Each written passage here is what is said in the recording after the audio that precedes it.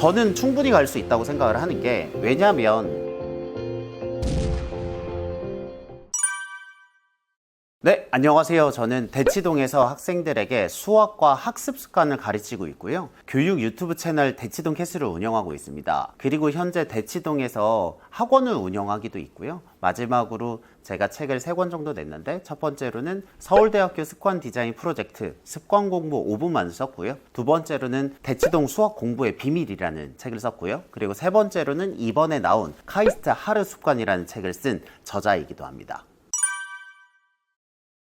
제가 느꼈던 건 2개인데요. 그들을 기준은 다르겠지만 저는 크게 2분류로 나누는 게요. 첫 번째로는 흔히 말하면 하드웨어가 좋다라는 말을 쓰거든요. 그냥 머리 자체가 뛰어나서 하나가 반짝반짝 빛나는 스타일이 있어요. 이런 친구들을 저는 에이스형이라고 합니다. 그래서 뛰어난 성과를 내는 친구들이 있고요. 다른 친구들은요, 하나하나의 능력이 아주 훌륭하지는 않아요. 하지만 이 친구들은 끈기가 있고 주변 사람들을 포용해서 무언가 큰 결과물을 만드는 데 좀 더 익숙한 친구들이 있거든요. 저는 이런 친구들을 주장형이라고 합니다. 그래서 에이스형과 주장형의 친구들이 있다 정도를 말씀드릴 수 있습니다.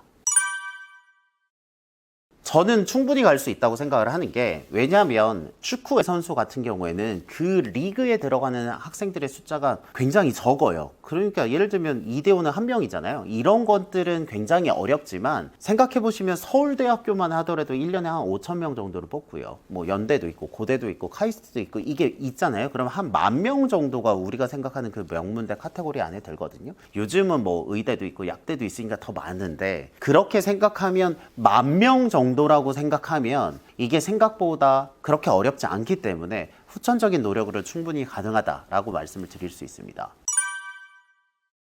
저는 대치동 강사를 한 지는 한 10년 정도 됐고요. 센터를 운영한 건 이제 4년 정도 되어 갑니다. 제가 대치동에서 학원을 하면서 느끼는 2가지가 있는데요. 첫 번째로는요, 아무래도 경쟁이 좀 더 치열해지는 것 같아요. 그 원인을 돌이켜보면요, 예전에는 우리가 대입을 바라봤잖아요. 대입을 바라보게 되면 중학교 때 공부를 못하다가 고등학교 때 공부를 잘해서 대학교로 가는 경우들이 있거든요. 실제로 저도 그렇게 해서 재수를 해서 대학교로 가기도 했고요. 근데 요즘은요, 좋은 고등학교를 가는 게 대학교랑 연관이 많아요. 그렇기 때문에 학부모님들의 입장에서는 대학교는 일단 모르겠고 좋은 고등학교를 가자가 목표가 되어버리니, 그 좋은 고등학교에는 하나고나 민족사관고등학교나 영재고나 과학고나 이런 곳들이 있거든요. 근데 이런 데를 가면 대학교에 유리하니까요. 그렇게 학부모님들의 목표가 대입에서 고입으로 내려가니까 이제는 중학교 때 내신이 나와야 되는 거예요. 그렇게 되면 중학교 때 내신이 나와야 되니까 초등학교 때 준비를 하게 되겠죠. 이렇게 가장 큰 특징은 대입이 아니라 고입으로 포커스가 맞춰지면서 입시가 3년 빨라지면서 학생들의 경쟁이 심해졌다라는 게 첫 번째 변화고요. 두 번째 변화는 그러면서 생기는 문제인데요. 학생들과의 격차가 심해지고 다치는 친구들이 많아요. 이게 운동으로 생각해 보시면 편할 것 같은 게, 예전보다 강도가 세지면 그 강도를 따라가야 되잖아요. 그래서 그 강도 때문에 힘들어하는 친구들이 많은 것처럼, 이렇게 공부의 경쟁력이 심해지면서 그 코스를 잘 따라가는 친구와 그 코스를 잘 따라가지 못하는 친구들 사이에 격차가 벌어지면서 예전보다 공부에 좀 힘들어하는 친구들이 많아진 것 같다 라는 게 실제 제가 운영해 본 사람의 입장으로서의 느낌입니다.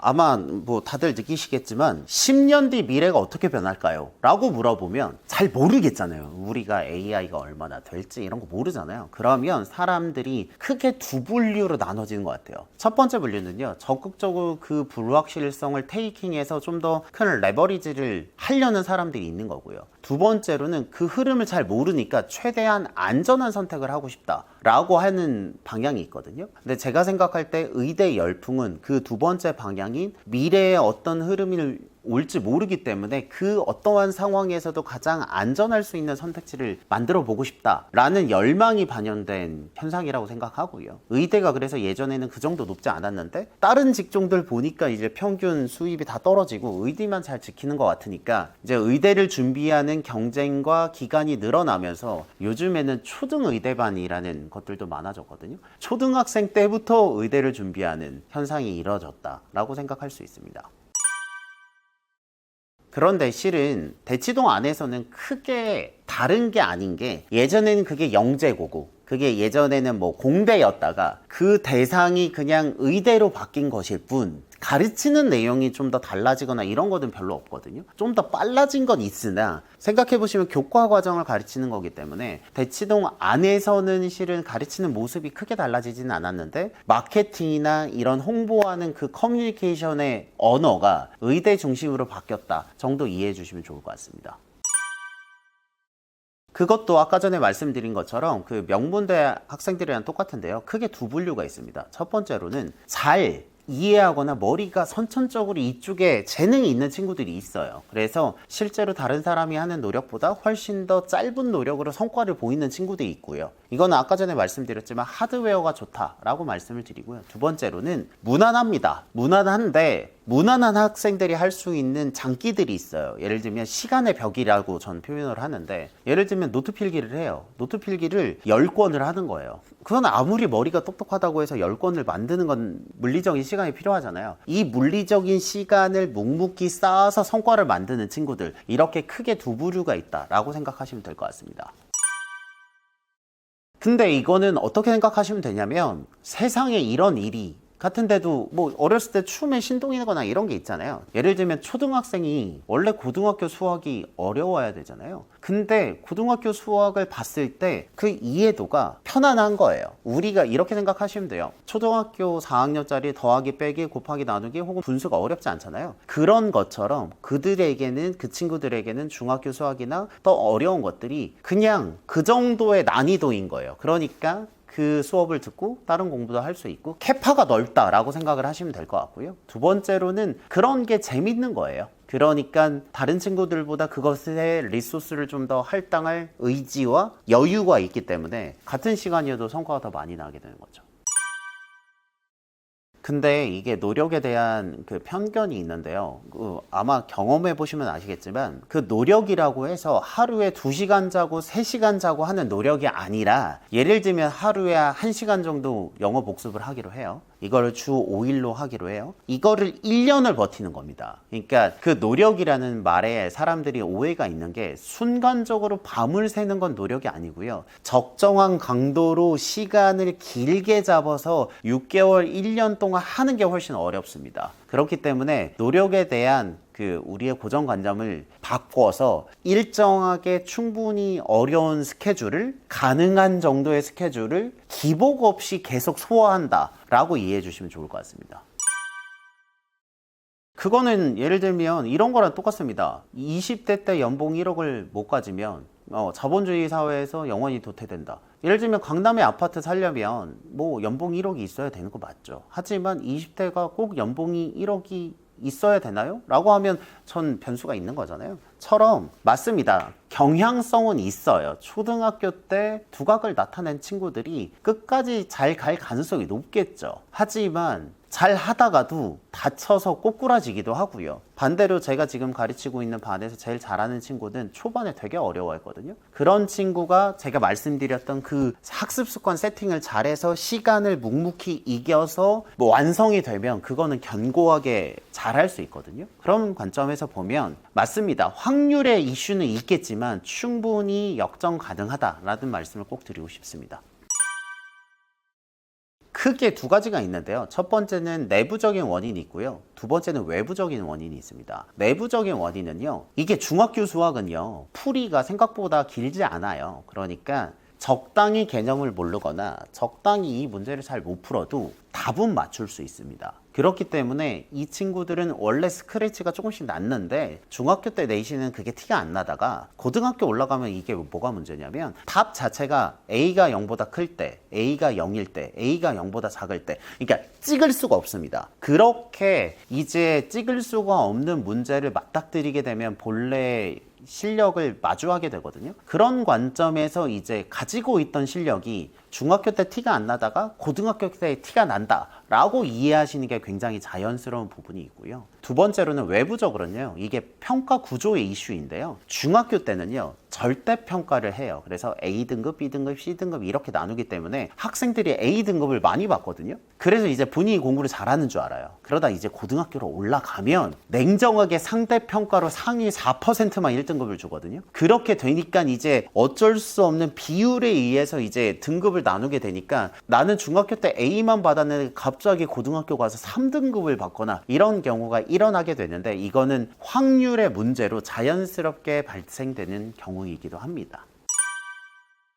이 학부모님들의 목표는 이제 대입보다는 고입에 포커스가 많이 되어 있습니다. 이유는 하나입니다. 좋은 고등학교를 가면 좋은 대학교를 갈 확률이 예전보다 더 높아졌기 때문입니다. 그렇게 되면 이제 학부모님들 입장에서 보면, 특히 학군지에 있는 분들은 사회 경제적으로 그래도 여유가 있는 가능성이 높잖아요. 그러니까 내가 쓸 수 있는 수단이나 뭐 예를 들면 수업료나 이런 여유들이 좀 더 있는 거예요. 근데 이제 고입이 중요한 거 알아요. 그럼 중학교 때 성적이 나와야 되고, 중학교 때 성적이 안전하게 나오려면 초등학교 때 어느 정도 준비를 해야 중학교 때 성적이 나올 수 있기 때문에 초등학교 때부터 시작을 하는 거고요. 그럼 이제 초등학교 언제부터 시작을 할까라고 고민을 해보면, 생각해 보시면 6학년 때는 좀 빠듯하고요. 5학년 때 시작하면 적절하지 않나? 라고 생각을 해서 5학년 때 이제 관심을 갖는 경우가 많고요. 근데 이제는 좀 더 이런 트렌드들이 보이니까 그럼 좀 더 일찍 시작하면 좋지 않을까? 일찍 시작하면 좋지 않을까? 해서 4학년 혹은 3학년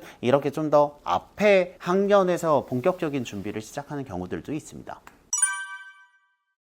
저는 개인적으로 방향 설정을 잘 못하는 건 괜찮은 것 같아요. 이게 뭐냐면, 제가 이제 학습 습관의 관점에서 어떤 습관으로 시작하든 제일 중요한 건 성공 경험입니다. 내가 이런 습관을 해봤고 내가 잘 되네? 나는 좀 더 뭔가 할 수 있는가 봐 라고 하는 자기 효능감이 올라가게 되면, 그 자기 효능감으로 다른 과목에 그 힘을 쏟을 수 있으면 그 과목의 성적이 올라갈 수 있어요. 그렇기 때문에 저는 학습 습관을 시작할 때 꼭 어떤 걸로 하세요 라고 특정 짓지는 않습니다. 근데 문제는 뭐냐면 그 습관의 퀄리티가 낮은 게 문제예요. 그러니까 부모님들이 오해를 하고 계신 게, 습관의 종류가 문제가 아니라 그 습관의 퀄리티가 문제입니다. 그렇기 때문에 우리는 열심히 하는 거, 잘 보시면 굉장히 많고 다양한 것들을 애매한 퀄리티로 열심히 하는 경우가 많은 게 문제인 건데, 그렇게 되면 과목 수를 줄이고 그 활동의 완성도를 높인다면 그게 설령 아무거나여도 우리가 궁극적으로는 공부를 잘하는, 예를 들면 예습, 복습, 필기 습관 이런 것들로 수렴해질 가능성이 있기 때문에, 결론적으로 말씀드리면 그 활동의 완성도에 집중을 하시는 게 훨씬 더 유리하다라는 말씀을 드리고 싶습니다. 들어보시면 좀 더 허무할 수 있어요. 들어보세요. 첫 번째는 문제집 풀기고요. 두 번째는 독서하기입니다. 세 번째는 노트 정리고요. 네 번째는 영어 단어 외우기고요. 다섯 번째는 하루에 자기가 잘했던 일을 쓰는 프라이드 월이고요. 여섯 번째는요, 플래너 쓰기입니다. 이 얘기를 들으시면 어떤 느낌이 오나요? 별로 새로울 게 없죠. 실제로 그들이 하는 습관은 새로울 게 없고요. 다만 두 가지가 다릅니다. 첫 번째로는요, 그 친구들, 예를 들어 플래너 쓰기라고 하면요, 매일 아침에 쓰기로 결심을 한 거잖아요. 그걸 2달 동안 매일 아침에 계속 쓴 겁니다. 그러니까 그 활동이 특별하다는 게 아니라 그 활동을 일정 시간 동안 계속하는 게 특별한 거고요. 두 번째로 말씀드리고 싶은 건, 똑같은 플래너를 쓰더라도 학생의 스타일에 따라서 그 플래너를 쓰는 방식이 다 다르거든요. 그렇기 때문에 똑같은 습관이라도 학생에 맞춰서 얼마나 나에게 최적화를 하는가가 승부인 거지, 어떤 습관을 하느냐는 생각보다 중요한 이슈가 아닐 수 있다라는 말씀을 드리고 싶습니다. 제가 봤을 때요, 공부를 열심히 하게 되면요, 가장 크게 빠지는 함정이 뭐냐면, 공부를 열심히 할수록 상대적인 나의 위치가 내려갑니다. 이게 무슨 소린가 라고 생각을 하시죠? 생각해 보시면, 예를 들면 이 친구가 공부를 못해요. 그래서 30점 받으니까 50점 받는 게 소원이에요. 그러다 공부를 열심히 했어요. 50점을 받아요? 60점을 받아요? 괜찮죠. 근데 60점과 70점 올라가잖아요? 그럼 이제 100점을 받는 애들이 보입니다. 그럴 때 무슨 느낌이 오냐면, 0점에서 50점 올릴 때는 50의 노력을 하면 되지만 50점에서 100으로 올릴 때는 500의 노력이 필요하거든요. 그러니까 되게 아이러니하게 공부를 잘하면 잘할수록 내가 앞으로 가야 될 길이 더 멀게 느껴집니다. 그렇게 되면서 현타가 오게 되고요. 그러면서 오히려 좌절하는 경우가 많거든요. 제가 봤을 때 그래서 공부를 잘하는 애들이 서울대를 가고 카이스트를 가서 오히려 더 크게 좌절하는 이유가 바로 그 기준이 훨씬 더 높아졌기 때문입니다. 그렇기 때문에 그 높아진 기준을 어떻게 해결하느냐가 문제의 핵심인데요. 그래서 저의 결론은 위를 보지 말고 밑을 보고 묵묵히 그 자기의 학습 습관을 유지하면서 걸어가는 게 중요한 것 같아요. 왜냐하면 머리가 굉장히 똑똑한 친구들은요, 어차피 이번 생에는 그 친구랑 싸워서 걔보다 내가 머리가 빨라질 수 없습니다. 하지만 그 친구가 3년 하고 그만둘 걸 내가 5년 하고 6년 하면 그 경험치를 따라갈 수 있는 거거든요. 그렇기 때문에 자기만의 스타일로 묵묵히 그 길을 걸어가서 성취를 한다라고 생각을 하시는 게 훨씬 더 중요할 것 같습니다. 자기주도 학습은요, 원래 학생 스스로 학습 계획을 하고 학습을 한 다음에 평가도 해서 이 학습의 일련적인 그 모든 활동들을 학생이 주체적으로 한다라는 게 자기주도 학습의 사전적 의미입니다. 근데 이 자기주도 학습이 잘못 알려진 게 뭐냐면, 이 얘기를 들으면 학부모님들이 그럼 너 알아서 해 라고 이제 문제집 주고 시계 주고 그 방 안에다 학생 놓고 알아서 공부하라고 시키면, 문제는 학생이 이걸 어떻게 해야 될지 모르는 거예요. 그래서 자기주도 학습의 본질이 학생이 처음부터 끝까지 모든 걸 하는 게 아닙니다. 자기주도 학습의 본질은 뭐냐면 학생이 주도권을 가지고 학습을 하는 겁니다. 그 주도권이라는 말이 어떨 때는 내가 혼자 하는 거일 수도 있고요. 어떨 때는 선생님의 도움을 받을 수도 있고요. 어떨 때는 내가 독서실 가서 공부하는 거일 수도 있고요. 어떨 때는 카페를 가는 거일 수도 있습니다. 하지만 그 학습을 하는 데 있어서 학생이 얼마나 주체성을 가지고 주도성을 가지고 그 학습 설계를 하고 진행을 하느냐가 이슈인 거지, 그 모든 거를 아무 지원 없이 하는 게 아니기 때문에 학원을 다닌다고 해서 학생이 자기주도성이 없는 게 아니거든요. 그렇기 때문에 학생이 스스로 의사결정할 수 있는 영역을 조금씩 넓혀가면서 스스로 자기의 학습을 선택할 수 있는 권리를 주는 게 진정한 자기주도 학습의 의미다 라고 이해해 주시면 좋을 것 같습니다.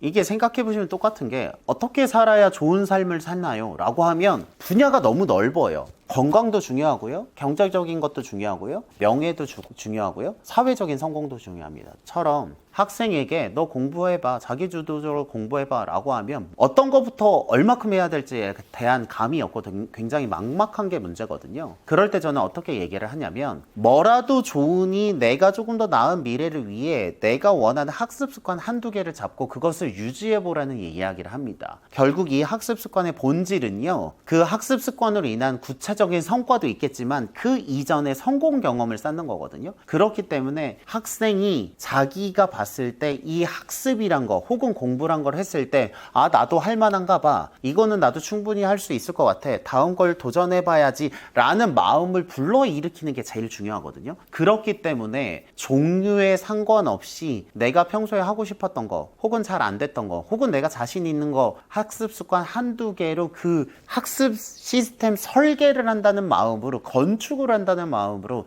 벽돌을 하나씩 쌓아간다면 그 문제들을 충분히 해결할 수 있을 거라고 생각합니다.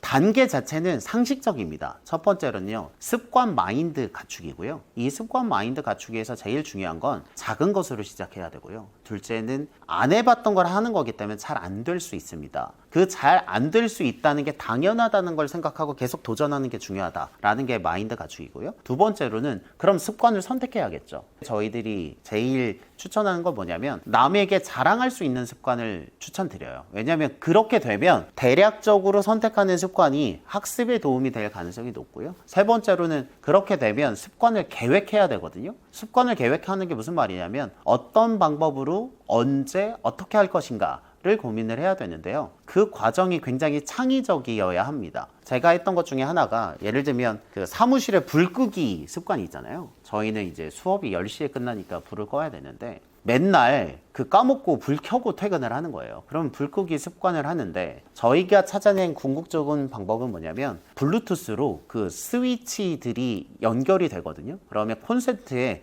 시간 타이머를 걸어서 10시가 되면 자동적으로 꺼지게 해요. 그러면 굉장히 적은 에너지로 불을 끌 수 있잖아요. 처럼 학생이 굉장히 적은 에너지로 우리가 원하는 학습 습관을 유지할 수 있는 형태를 만드는 게 중요하다 라는 말씀을 드리고요. 그리고 네 번째로는요, 그렇게 정한 습관을요, 시작하고 유지하는 겁니다. 여기에서 제일 중요한 건요, 지속해야 되잖아요. 지속을 하려면 누적 숫자라는 걸로 내가 했던 습관들을 숫자를 쌓아서 계속 기록하는 게 중요하고요. 두 번째로는 친구들과 함께 하는 게 훨씬 더 좋은 것 같아요. 그래서 누적하고 친구들과 함께 하고, 그리고 학습 결과가 잘 보이게 하고요. 마지막으로는 습관을 성찰하고 평가하기인데요. 그렇게 했던 습관을 한 텀이 돌잖아요. 그러면 내가 이건 잘했네 혹은 이건 못했네 라고 평가를 해서 이걸 보완해서 다른 습관으로 넘어가는, 이게 5단계인데요. 이게 상식적이거든요. 상식적인데 그것을 실제로 5단계에 맞춰서 나에게 맞는 학습 습관을 만드는 게 훨씬 더 중요하다라는 말씀을 드리고 싶습니다.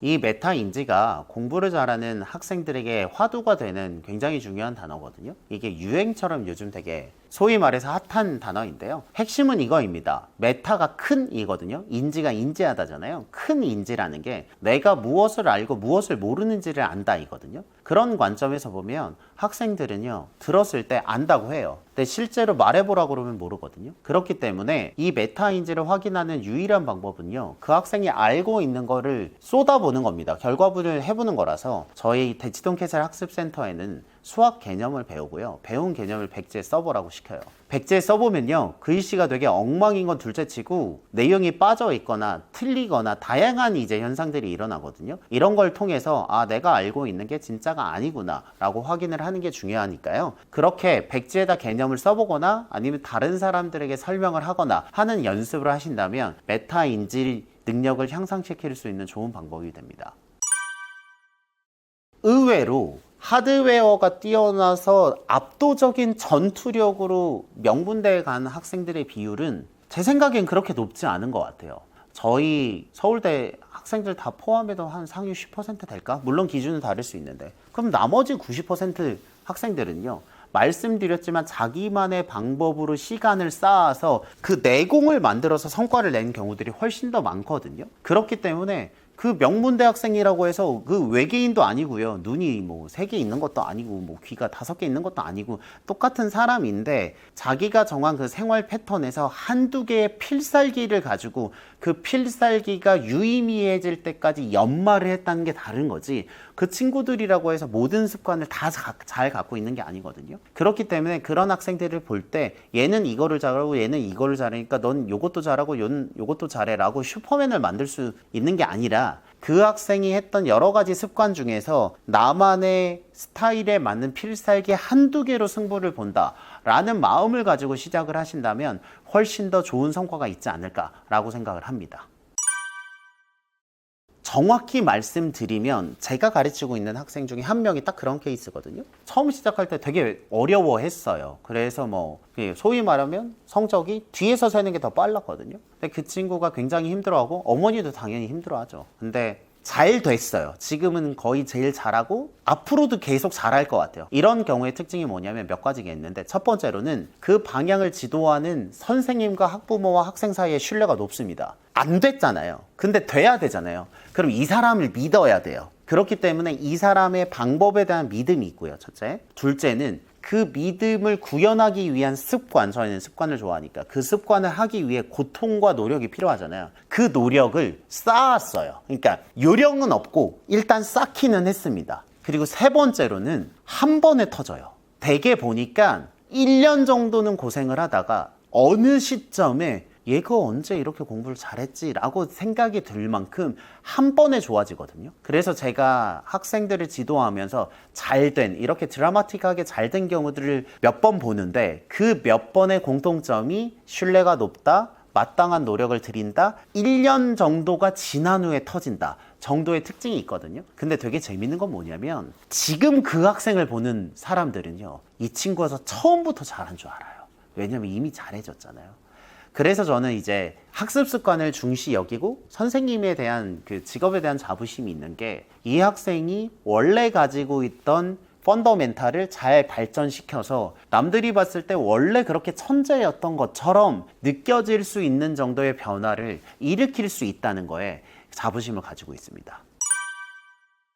성적에서 가장 중요한 거는요, 결과겠죠. 학부모님들이는 입시나 냉정히 생각하면 결과잖아요. 그지만 성적은 결과일 뿐입니다. 근데 그 결과를 만드는 건 과정이잖아요. 그렇기 때문에 굉장히 진부한 말이지만 오늘 내가 하고 있는 학습에서 어떤 습관을 가지고 있는가, 그리고 그 습관이라는 무기가 몇 개를 가지고 있는가, 그리고 이것들이 3개월 뒤, 6개월 뒤, 1년 뒤에 어떠한 성장 그래프를 가져올 수 있느냐가 훨씬 더 중요한 거지, 성적은 그 활동의 결과로서 따라온다 라고 생각을 하시는 게 맞을 것 같습니다. 안 그러면 6개월 뒤에 내가 10점을 올리고 싶어요. 몰라요. 자기도 6개월 뒤에 이게 성적이 오를지 3개월 뒤에 오를지 모르거든요. 근데 이런 믿음을 갖고 있는 겁니다. 내가 매일 반복하고 있는 이 작은 축적이 쌓여서 언젠간 터질 거야 라고 그 사고방식을 갖는 게 훨씬 더 학생과 학부모님들에게 유리한 방법이 아닌가 라고 생각을 합니다.